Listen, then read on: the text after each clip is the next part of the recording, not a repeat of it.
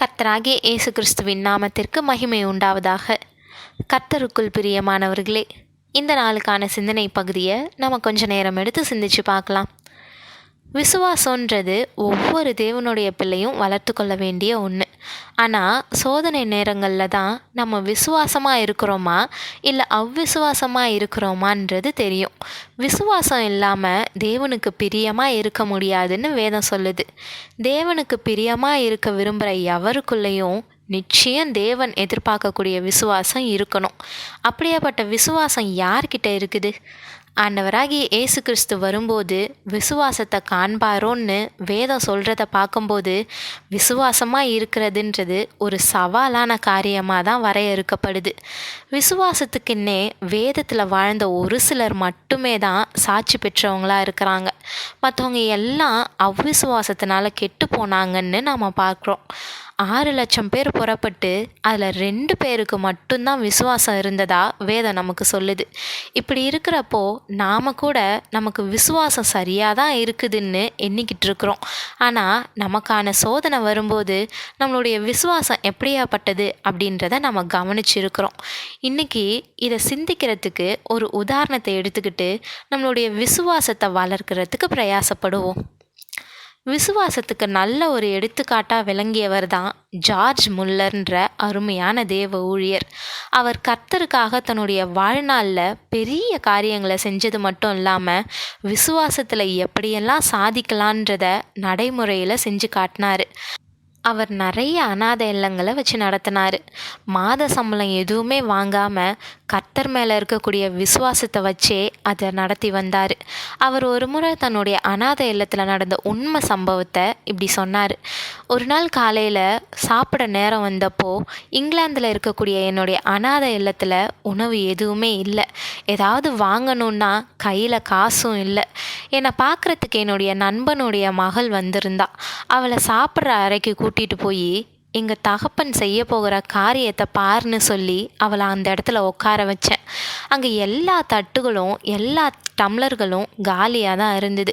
எல்லாரையும் உட்கார வச்சுட்டு எங்கள் தலைகளை தாழ்த்தி, எங்கள் நல்ல தகப்பனே, நீர் எங்களுக்கு கொடுக்க இருக்கும் உணவிற்கு நன்றின்னு சொல்லி ஜெபிச்சோம்.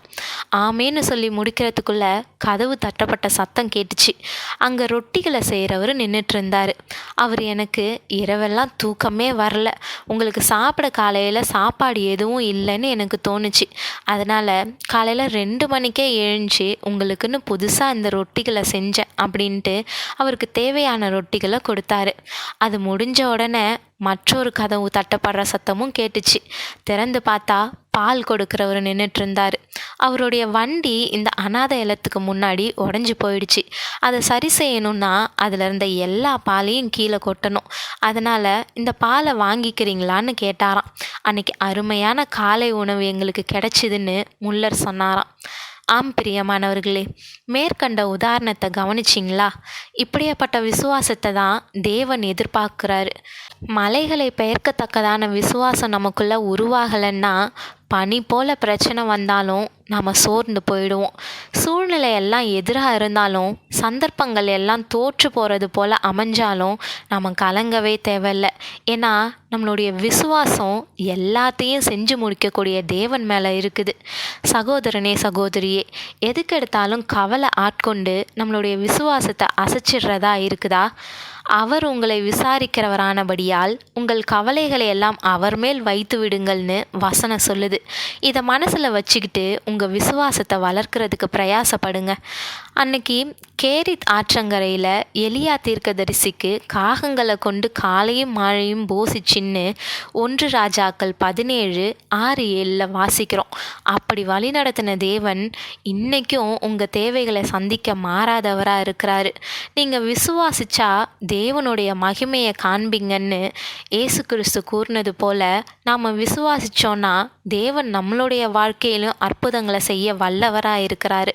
ஒரு முல்லருடைய வாழ்க்கையில் அற்புதங்களை செய்ய தேவன் வல்லமை உள்ளவராக இருக்கும்போது நம்மளுடைய வாழ்க்கையிலும் அவர் செய்ய வல்லவராகவே இருக்கிறாரு. அவர் பட்சபாதம் உள்ள தேவன் கிடையாது. ஆனால் நாம் விசுவாசிக்கிறவங்களா இருக்கணும். விசுவாசிக்கிறவனுக்கு எல்லாம் கூடும்னு வேதம் சொல்லுது. ஆனால் எல்லாவற்றையும் நாம் அவருடைய சித்தப்படி கேட்கிறோமான்றது தான் ரொம்பவே கவனமாக சிந்திக்க வேண்டிய ஒரு காரியம். நம்மளை விசாரிக்கிற தேவன் ஒருவர் நமக்கு இருக்கும்போது நாம் ஏன் கலங்கணும்? அவர் நம்மளுடைய தேவைகளை சந்திக்கிற யெகோவாயிரே. உங்கள் குடும்பத்தில் பாவத்தினால வந்திருக்கக்கூடிய பிரச்சனைகள் அதிகமா? நீங்கள் தேவனோடு நெருங்கி இருக்கிறதுல பிரச்சனையா? கலங்காதிருங்க. விசுவாசத்தோடு தேவன்கிட்ட கேளுங்க. தேவன் உங்கள் தேவைகளை சந்திக்க போதுமானவராக இருக்கிறாரு. வானமும் பூமியும் அவருடையது. அவருடைய பிள்ளைகளாகிய நமக்கு செய்யாமல் வேற யாருக்கு செய்ய போகிறாரு? பெரிய தேவன்கிட்ட இருந்து பெரிய காரியங்களை எதிர்பாருங்க. பெரிய காரியங்களை செய்ய நம்மளுடைய தேவன் சர்வ வல்லமையுள்ள தேவனாக இருக்கிறார். தேவன் தாமே உங்களுக்கு கிருபையும் தயையும் செய்வாராக. ஆமேன்.